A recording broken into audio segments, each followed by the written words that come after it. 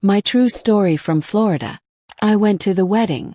But my daughter said, "Mom, you can't stay. Please go home." But I was the one who paid for everything. So I made one phone call. They forgot I had the power. I never thought the first words my daughter would say to me on her wedding day would break my heart like glass. "Mom, you look old and tired. This is a fancy wedding. You don't fit in here. Everyone will think I come from a poor family. Leave before people start asking questions." She didn't even look at the white flowers I brought her. She didn't see the card in my hand. The invitation it had sent me. At least I thought she did. I stood there shocked at the big glass doors of the beautiful hotel. Rich people walked past me in expensive clothes. A band played soft music under white curtains. And me. I was like a mistake they wanted to hide before anyone took pictures. The invitation was pretty. Thick white paper with gold letters. It had her name, the date, and nice words about love. But it didn't say where the wedding was. I thought maybe she forgot to write it. I called her that night. No answer. I called again the next morning. Nothing. I sent her messages asking where to go. She read them but never answered back. I even wrote to the wedding lady I found on the invitation. Still nothing. I waited and hoped she was just busy. I bought a nice blue dress with long sleeves to cover my old hands. I got my hair done brown like it was when she was little and would brush it while we watched TV together. I picked out pretty white flowers from the shop where I used to buy her birthday flowers every year. Until she said flowers made her sad. The morning of the wedding, I looked online and found the place. The Sunrise Beach Hotel near Miami. I drove for 3 hours, holding the wheel tight the whole way. When I got there, I could hear music and laughing before I saw the place. I walked past white balloons and headed to the door with my flowers. Then I saw the security man, tall in a black suit with something in his ear. He stopped me and put up his hand. "What's your name?" he asked. "Linda Martinez. I'm the bride's mother." He looked at his list and shook his head. "Sorry, ma'am. You're not on here." "There must be a mistake," I said. "This is Sarah Martinez's wedding, right?" "Yes, ma'am. But I can't let you in. I'm her He didn't look mean, just blank like a robot. That made it worse. "Please," I said, trying not to cry. "I just want to give her these flowers." That's when I heard high heels clicking on the ground. Sarah appeared with 2 girls in pink dresses, her white dress flowing behind her like a cloud. She didn't look at my flowers. She looked at me like I was broken trash someone forgot to throw away. "Mom," she said loud. "I told you not to come here." "You didn't," I said quiet. "You sent me an invitation. I sent you a notice. It wasn't asking you to show up. I just wanted to be here for you. I paid for this place, Sarah. And that's all you needed to do," she snapped. "You wrote the check. Thank you. But you are not part of this party." She turned to the security man like I wasn't even there. "She is not a guest. She needs to leave." I couldn't believe it. "Sarah, I'm not trying to cause trouble." "Not today," her voice was shaking now. "You don't belong here. This is a rich people's wedding. You showing up in that cheap dress with those ugly flowers makes me look poor. People are watching. Could feel eyes on me." Camera person stopped taking pictures. One of the pink dress girls whispered to another. "Please," I whispered. "Just take the flowers. I'll go away." Sarah stepped closer and whispered so only I could hear. "You want to help. Go clean the kitchen. That's what you're good at. You were never meant to be seen." My hand opened without me meaning it to. The flowers fell down. The stems hit the ground and one flower rolled into the street. The security man put his hand on my arm, gentle but firm. "I'm leaving," I whispered. But nobody heard me. As I walked away, I didn't look back. Not because I didn't want to, but because I couldn't let them see me falling apart. I had spent 24 years raising her. And in 1 minute, she taught me who I really was in her story. Shadow. A mistake to hide before the guests raised their champagne. But I had paid for the stage she stood on. And that wouldn't be the last thing I paid for. Not even close. When I first held her, I was 21, broke and alone. Her father had already left by then. Said he needed to find himself. Like being a dad was too hard. I never heard from him again. It was just me and Sarah. She came into the world red and crying, but got quiet when I talked to her. I thought, maybe this is what real love feels like. From that day on, she was my reason for waking up every morning, even when mornings came too early and sleep came too late. I worked at a restaurant during the day, cleaned offices at night, and did hair for neighbors on weekends. We lived in a tiny apartment. Sarah had the bedroom. I slept on the couch. We shared a bathroom with a leaky sink and bugs that wouldn't go away. But we made it work. She was always smart, really smart.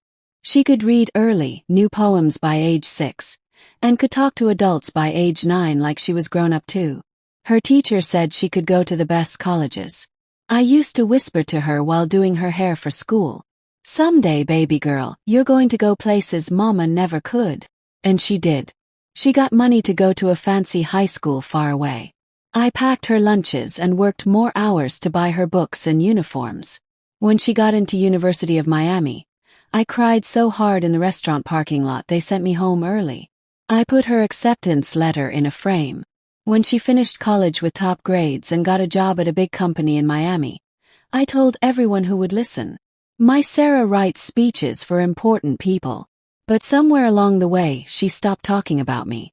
First, I thought she just forgot. Then it became a pattern. In every newspaper story, every interview, every business meeting, she told the same story. Raised by a single parent who worked just enough to get by, whose absence made me strong. I became a sad story, a shadow, a footnote that got smaller every time she told it. She never invited me to her work parties. When I asked to visit her office once, she said she was too busy. When her photo was in Miami Magazine's Women to Watch, I looked through the whole article expecting to see my name. Nothing. She talked about teachers, professors, women at work. Not about me. Not about late nights when she was sick or homework help, or the 2 winters we went without heat so she could get braces on her teeth. Still, I never said anything. Maybe I understood. She wanted to make herself new. Maybe she needed to forget where she came from to go places I couldn't go. But when she got engaged and called me crying with happiness, I thought, maybe she remembers now. She said, "I want this day to be beautiful, Mom, like the weddings we used to watch on TV." I said, "Then we'll make it happen." She talked about the place. White stone steps, open courtyard. The flowers, roses and lilies. The dress, custom made from Italy. The guest list, over 150 names. She sounded like a little girl again, excited and bright. She never asked if I could afford to help, but I offered anyway. I took out a loan on my house. The house I had paid for over 25 years, working and cleaning while mine stayed messy. I signed the papers without thinking twice. $45,000. That was the cost of the place and all the people she wanted to hire. It would have been more, but I knew someone at the bank who gave me a good deal because no one supports a bride like her mama. I sent all the money at once. She called me crying. "You're the most generous woman I've ever known," she said. "I don't deserve you, Mom." Cried too. Not because of the money, but because it had been so long since she said something kind to me. That phone call meant more to me than the house ever did. I started making her a special sash, sewing her name by hand on soft white fabric. I imagined putting it on her before she walked down the aisle. I imagined a hug, a photo, a moment that would bring us back together. But that moment never came.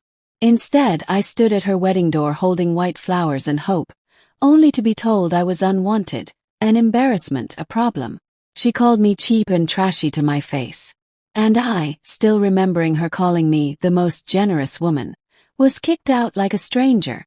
The same lips that said, "You are the person I'm most grateful for," now said, "You are ruining my day.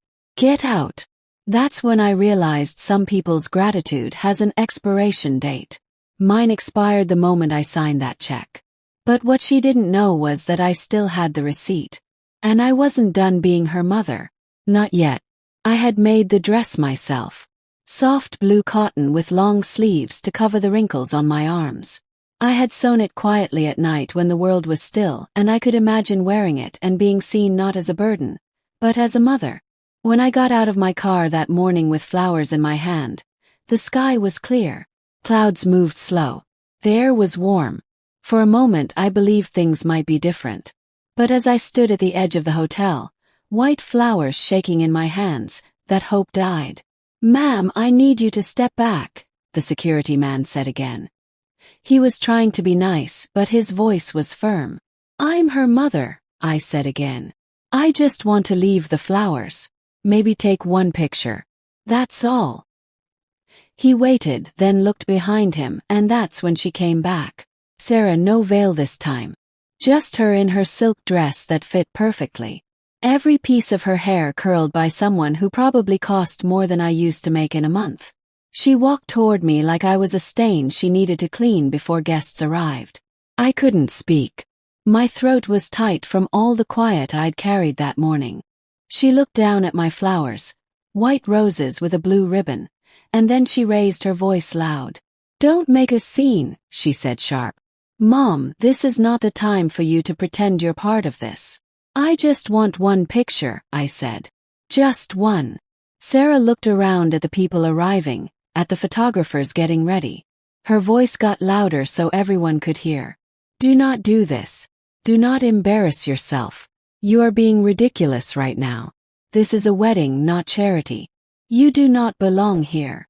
The words hit me like thunder. People turned to look. I felt eyes cutting into me like knives. I looked down at my dress, the one I made with shaking hands, and suddenly it felt stupid. But I still held the flowers.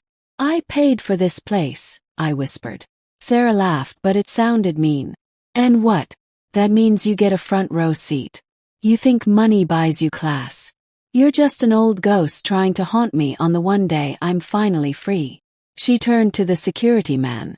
"Get her out of here." The man stepped forward, not sure what to do. I didn't wait for him to touch me. I stepped back on my own, one foot, then another, until I was off the path, standing in the grass. I looked around. Not one person helped me.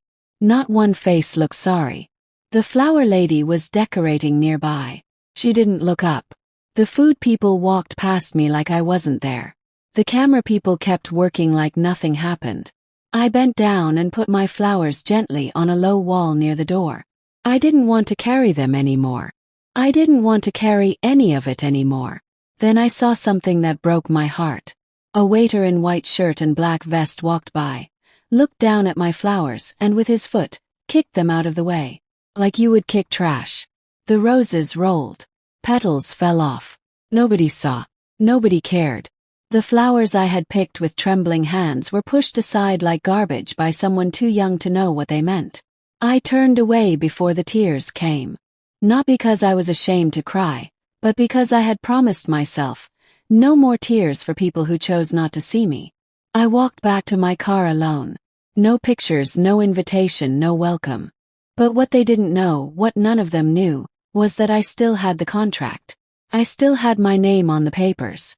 I still held something they had forgotten. And I had just decided I would not go quietly. I drove home in silence. No music, no radio. Just the sound of the road and my daughter's voice echoing in my head like a broken bell. "You are being ridiculous. You don't belong here." I pulled into my driveway, parked the car, and sat behind the wheel for a long time. The sun was going down. The air had cooled, but my hands were still warm, pulsing with heat I hadn't felt in years. I walked into my house, took off my shoes, and went to the kitchen drawer where I kept all my important papers. Among old bills and insurance forms I found it. The contract, thick paper, heavy, legal. It had taken me 2 weeks to understand it the first time. The wedding planner had used big words, but I had read every single word. I had signed every page. And there it was, Section 8.2, printed clear as day. If the person paying for the wedding is kicked out or not allowed to attend without agreement, that person has the right to stop the wedding immediately for breaking the contract. I stared at those words for a long moment, then picked up my phone. The wedding planner's number was on the second page. Press call. He answered after 2 rings, sounding out of breath. Hello, this is Marcus with Dream Day Events. This is Linda Martinez, I said. Oz. Yes, ma'am. Everything's going great so far. Beautiful weather, lots of people. I need you to use section 8.2. Another pause. I'm sorry. You heard me. Section 8.2. I was kicked out. I was publicly removed by the bride even though I'm the only person paying. I was not told this would happen. There was no agreement. I want you to stop everything right now. Ma'am, do you understand what that means? I do. Are you sure you want to do this? I looked out my window. The sky had turned deep purple. Yes, I am sure. His voice got professional. Understood. I will tell the technical team immediately. Please stay available if we need to check with you. Hung up. Then I waited. I poured myself a glass of water and sat at my kitchen table, looking at the door like someone might come running through it. But no one did. Instead, I imagined what was happening. Sarah standing at the altar, beautiful in silk, ready to say her vows. Guests sitting in their chairs, cameras pointed at her. And then darkness. Silence. Not a light, not a sound. Just confusion, whispers, panic. The realization that someone had pulled the plug. And that someone was me. At the exact moment my daughter stepped up to speak, every light in the place shut off. The music stopped. The microphones died. The fairy tale froze right in the middle. And I sat in my quiet kitchen, hands steady for the first time in days. They thought I had been erased, but the contract remembered me. And now, so would they. First, they thought it was just a power problem. Fuse, maybe. The kind of thing that happens when you have too many lights and not enough power. Guests whispered. The band stopped playing. The DJ tapped his computer, looked around confused. 5 minutes passed, then 10. Still nothing. The fancy lights stayed dark. The altar decorations that once glowed like magic were black. The microphones stayed dead. People moved in their seats. Some stood up. A pink dress girl whispered something to the wedding planner who ran off with his phone to his ear. Someone near the front said, "Is this part of the show?" Another person said, "I think the system crashed." But then came a voice sharp and shaking from the altar steps. "Fix it." Sarah's voice cut through the courtyard. "This is my wedding. Get the lights back on now." She turned on the planner. "Where is the tech team? Where is everyone?" The planner looked upset and shook his head. "We're calling for help. There's no system error. Everything was turned off. It was done on purpose." Then the whispers started in the second row. Someone leaned toward their neighbor. "Did you hear what happened with her mom?" "What mom?" "She showed up. Said she paid for everything. Sarah kicked her out." Someone else spoke louder. "I think her mom pulled the plug. That old woman looked so sad. I saw her with flowers." More heads turned. Then someone's phone lit up. A guest had started recording from their seat, showing the dark stage, confused faces, the bride pacing in her white dress like an actor left alone on stage.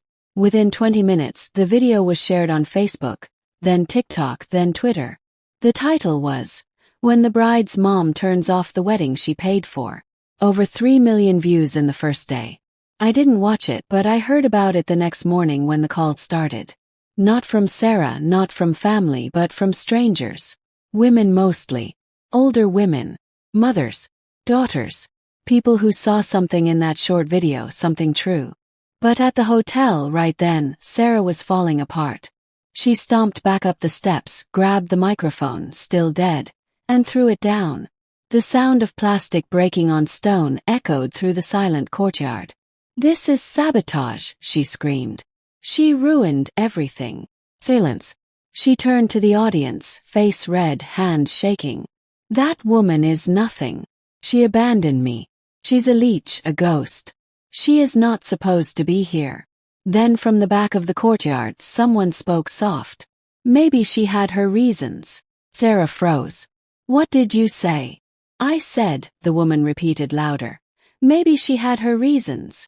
Few others nodded, whispered. She looked heartbroken. She brought flowers. She wasn't even rude. Sarah told her to leave. And just like that, everything changed. 4 years I had been invisible. 4 years I had been erased from my daughter's story. But in that one dark hour, the truth broke through. They didn't know my name, but they remembered me now. Sarah screamed. She destroyed my life. And someone replied, then maybe you should have invited her to it. The blackout became big news by the next morning. What started as a phone video from the third row turned into headlines everywhere. Mother shuts down wedding she paid for. Wedding blackout reveals family truth. And my favorite. Who really paid for happily ever after? The hashtags exploded. Hashtag wedding blackout, hashtag justice for mom, hashtag not just a decoration. Within 2 days I got calls from news shows, radio stations, even podcast people who wanted my side of the story. I said no to most of them. I wasn't looking for fame. But when Truth Revealed called, a TV show known for family stories, I said yes. They flew me to New York, got me a hotel, sent a car. The producer asked if I wanted makeup. Said no. I wanted to look like myself, not the ghost my daughter tried to erase. When I walked onto the TV set, the audience was full. The host, a kind woman in a blue suit, treated me like I mattered. She introduced me as Linda Martinez, the woman behind the most talked about wedding in America. After showing the video of the dark wedding, she turned to me. Linda, she said, you've stayed quiet through most of this. Why speak now? I took a breath, looked at the crowd, at the cameras, at the lights that for once were pointed at me, not past me. They thought I was a decoration, I said. Something you put in the corner and forget about. Quiet. Easy. But they forgot one thing. Pause. I built the stage. The room went completely still. I paid for that day, I continued. Not just with money. With years. With work. With every sacrifice a mother makes so her child can fly higher. I gave up vacations, doctor visits, comfort, sleep. I gave her everything I had. And the one thing I asked for. A seat. Not the spotlight. Just a chair. Photo. To be present. I looked straight into the camera. When they kicked me out, they didn't just remove me from a wedding. They tried to remove me from her story. So yes, I pulled the plug. Not to ruin her day, but to remind everyone who made that day possible. The host said nothing. The audience was quiet. But their faces, some with tears, others with tight jaws, said everything. After the show aired, everything fell apart for Sarah. The company she worked for made a statement about personal conduct affecting public image. The beauty brand deal she had was cancelled. The fancy wedding photos were never posted. There were no working lights to take them with. Then came the biggest blow. The groom's family, embarrassed by the scandal, called off the legal marriage. They cancelled everything, saying there were irreconcilable family issues. Sarah deleted all her social media within a week. And me. I went home, made myself tea, and sat on my porch as the sun came up. I wasn't celebrating. I wasn't being mean. I was simply whole. I now live in a small house at the edge of a quiet neighborhood, where the trees sway like dancers and the wind is soft enough to hear yourself think. It's peaceful here. The kind of peace that feels earned. I grow tomatoes in pots, lettuce in boxes, herbs on my windowsill. My hands, once dry from restaurant chemicals, are now dirty with soil and mint. I write in a journal each morning, usually with coffee by my side and a blanket on my lap, even when it's not cold, just because the weight reminds me I'm still here. No one calls me Mom anymore. But that word doesn't hurt now. Some days I get letters from people who saw the story. They say things like, "You remind me of my grandmother," or "Thank you for doing what so many of us wish we could." I read every letter, even if I don't answer them all. My neighbors keep to themselves mostly. But the little girl next door visits sometimes. Her name is Emma. Is 8. Big eyes, missing her front teeth, always asking questions. One afternoon, she came into my garden while I was cutting herbs. "Miss Linda," she said, holding out a flower she picked. "I saw you on my mom's phone. You were famous." Smiled. She sat next to me, legs crossed, spinning her flower stem. "Can I ask you something?" "Of course." She squinted at the sky. "Does everyone get to be in the picture?" "What picture, sweetheart?" "Like life. Like those big family photos. Do some people just not get in?" Pause. The sunlight touched her cheek, glowing golden. "You don't have to be in the center of the picture," I said. "But no one has the right to erase you from it." She nodded slowly. "Okay." Then she ran off, ponytail bouncing, flower still in hand. That night, I wrote my final words in the journal I started the day Sarah's invitation arrived. I opened the last page, picked up my pen and wrote, "I don't need applause. I don't need revenge. I only need to exist. Not in someone's shadow. Not in silence. But in the light. Not crossed out. Not switched off. Not dragged away from the life I helped build. Just here as I am. Present. Whole. Undeniable." Closed the book. Stars blinked above the trees. No spotlight. No wedding arch. But finally, after all this time, I felt like I belonged. A month after everything settled, I got an envelope in the mail. No return address. Just my name, Linda, in handwriting I hadn't seen since Sarah was 10. Inside was a letter. 4 short lines in her writing. "I watched the interview. I didn't expect the world to turn against me. I guess I didn't know how much of you was in me. I'm sorry for everything." No signature. No plea to call. No explanation. Just the echo of a child who once held onto my apron strings, now whispering across miles of silence. I folded the letter and put it in my journal. I didn't cry. Not because I didn't want to, but because I had already mourned her once. I don't know if forgiveness will ever come, but I know healing has already started. And that's enough. Thank you for walking this road with me. If this story touched something in you, if you've ever felt invisible in a room you helped build, or silenced in a life you carried on your back, then you know this wasn't just about a wedding. It was about worth. About being present. About being remembered. They tried to write me out, but I picked up the pen and wrote myself back in. And I'm not done yet. If you believe stories like this deserve to be told real, raw, unedited, then subscribe to Grandma True Stories right here. We don't chase applause. We speak truth. We don't beg for seats. We reclaim them. And we remember what they hoped we'd forget. So click subscribe, join me next time, and until then, never let anyone tell you that you don't belong in your own story.